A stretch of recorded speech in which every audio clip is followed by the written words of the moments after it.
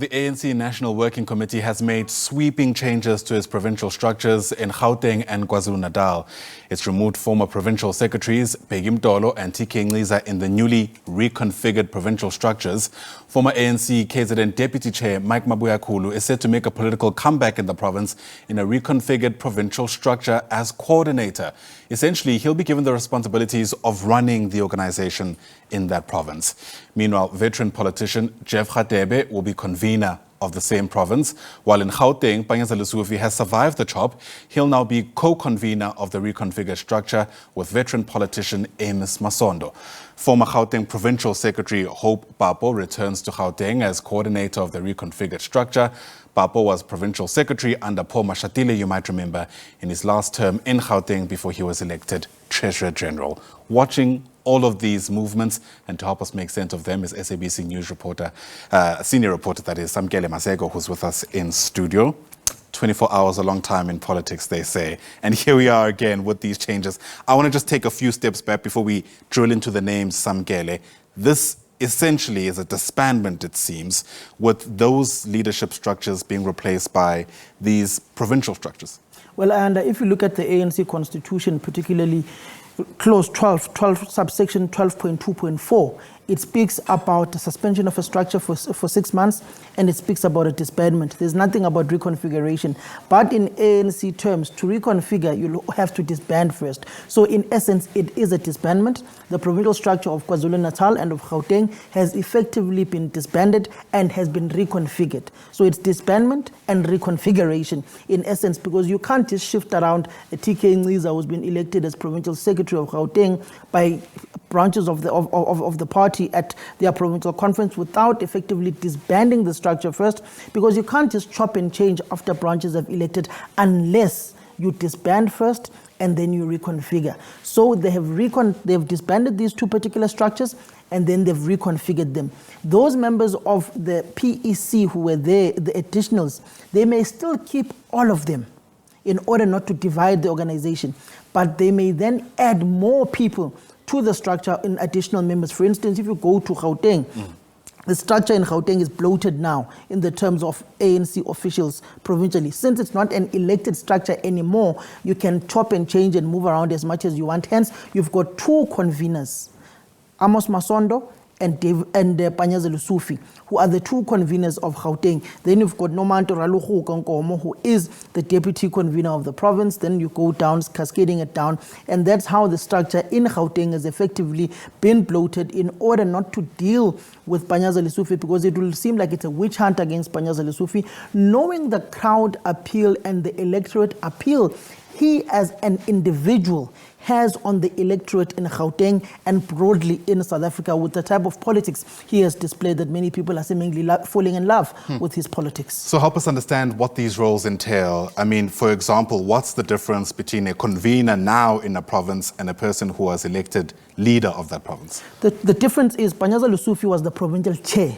He was elected by over 800 branch delegates from all branches of Gauteng that made it to the provincial conference of the ANC in Gauteng.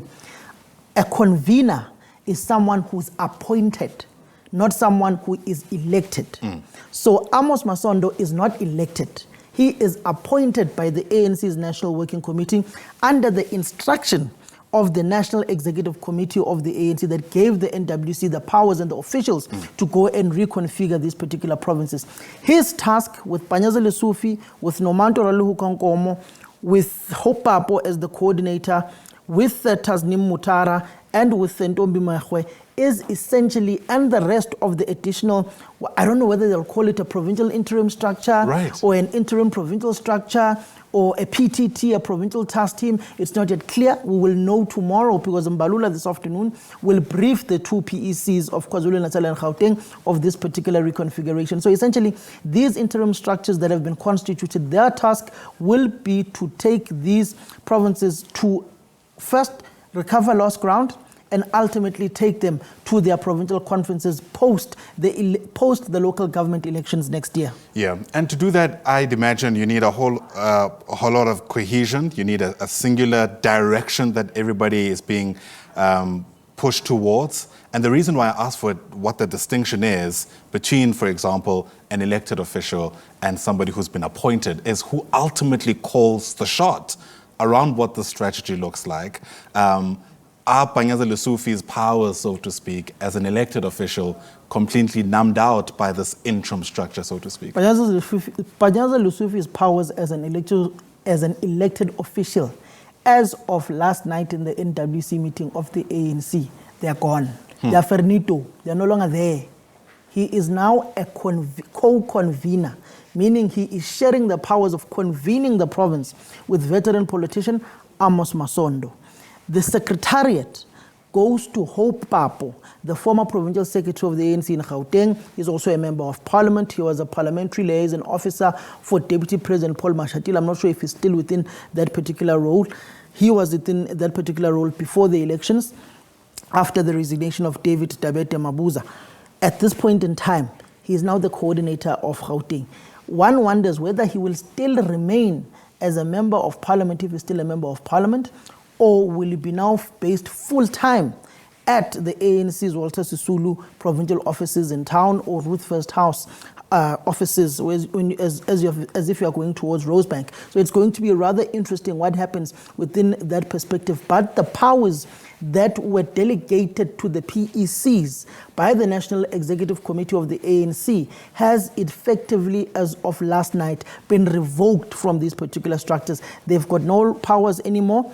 The interim structures that will be constituted will then be delegated powers by the ANC's National Executive Committee, working with the National Working Committee under the instruction of the ANC's national officials. Crystal clear. Let's speak about some of the comebacks, so to speak. We mentioned Mike Mabuyakhulu, said to have a big presence in KwaZulu Natal. Jeff Radebe also making a return to politics in a sense, at least front-facing, so to speak. If we look at KwaZulu Natal, Siboniso Duma, who was the provincial chairperson of the ANC in KwaZulu Natal, he's the now former provincial chair of that particular province. With the announcement that will be made this afternoon to the provincial structures by the Secretary General, he has retained, or he's been given a lifeline, if one may put it like that, as deputy convener of KwaZulu Natal to Jeff Radebe as a convener. In KwaZulu Natal, Fikile Mbalula, the Secretary General of the ANC, and the ANC's national officials have always said that the younger leaders of the ANC that were leading within that province have failed. They can no longer compete, or they can't compete with a flying machine or a jet of the MK of Jacob Zuma. So you need a super jet in order to contest that political party. And it speaks to the electorate of that province, largely elderly people, largely traditional rule, that you must be able to respect in Opkosini, respect the traditional house, respect the king. And remember the mic grabbing incident. And precisely that particular incident. So you must be able to pander into those cultural aspects of the province of KwaZulu Natal, remaining respectful to the electorate of that particular province. And this younger generation, Bheki, Mtolo, Siboniso Duma, failed to rise to the occasion of the caliber of leadership of the likes of Sibusiso Ndebele, Sihlezi Galala, and many so forth who've led that particular province. Hence, you see the political comeback of Ndiema, Michael Mabuyakhulu, the former provincial chair, the former provincial treasurer of the ANC in KwaZulu Natal, and former deputy chairperson of that particular province, making a comeback as coordinator of the ANC in KwaZulu Natal. But interestingly, Ndiema has never been a secretary in the ANC. It will be the first time he occupies that particular position, and this instance it will be full-time at the ANC provincial office in Durban. So it's going to be interesting how he's able to navigate the dynamics of transitioning into that role of effectively being a secretary of the province of KwaZulu Natal, working with all of the 11 regions of the ANC in KwaZulu Natal and all of the regional secretaries within that province. Will they and this interim structure be going on an all-out wholesale to go and disband the 11 regions of some sort or not? But you'd also remember, and in the run-up to the elections, there was a proposal by the ANC National Executive Committee and the NWC that Michael Mabuyakhulu must be made elections coordinator in KwaZulu Natal. That was shot down by Bheki, Mtolo, and some of the ANC PEC members within that province. They ultimately lost the elections after they shot down the intervention of the ANC's highest decision-making body of the very same Mike Mabuyakhulu, who today effectively takes the job of Bheki Mtolo as quote unquote, the provincial secretary of KwaZulu Natal as a coordinator. So that is the most interesting political comeback. And knowing his proximity to President Cyril Ramaphosa of the African National Congress, he was one of those people who spearheaded Cyril Ramaphosa's campaign within that province with the likes of Senzo Mchunu, where Senzo Mchunu lost out in 2017 as provincial secretary. You also look at the lineage and the association of people.